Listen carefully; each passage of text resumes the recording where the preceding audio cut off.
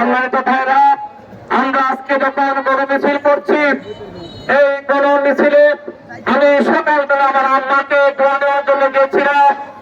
আমি যখন শিবির জামাতের অফিসে ছিলাম তখন এই খবর পেয়েছিলাম আমার আম্মা খুব অসুস্থ।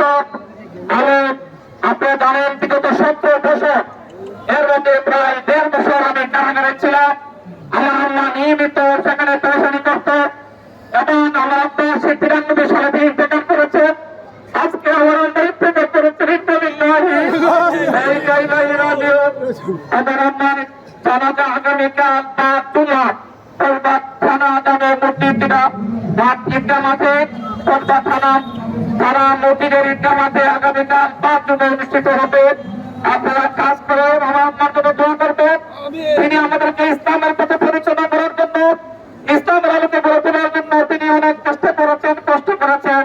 আল্লাহ তার অতীতের গুনাহ খাতাগুলো মাফ করে দেন, তাকে জান্নাতের সর্বোচ্চ আসনে আসীন করো। এই 17 বছর তিনি অনেক কষ্ট করেছেন। আমি রাত্রে এসেছি সকালবেলা, সেখানে আমাকে টাকা চলে দিতে হয়েছে। ঈদের দিনে আমি বাড়িতে এসেছি তার সাথে ঈদ করবো, কিন্তু আমি ঈদ করতে পারি না। সেখানে কারাগারে চাইতে ঈদ করেছি এবং অনেক ঈদের সময় সেখানে কলমা এসে আমাকে সেখানে প্রশাসনের মাদার করে আমাকে কলমা ত্যাগ করতে হয়েছে। তিনি অনেক কষ্ট পেয়েছেন।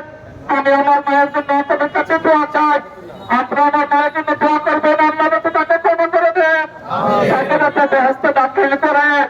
আল্লাহ যাতে আমাদের 6 ভাইয়ের মধ্যে একটা আগে ইন্তেকাল করেছেন, আওয়ামী লীগের সবাই নির্যাতন নিপীড়নের কারণে তিনি নিশ্চিত করে ইন্তেকাল করেছেন। আজকে আমার আম্মা দুনিয়া থেকে বিদায় নিয়েছেন।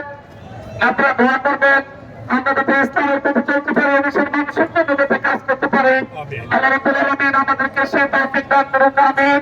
আপনাদের সকলকে অনেক ধন্যবাদ।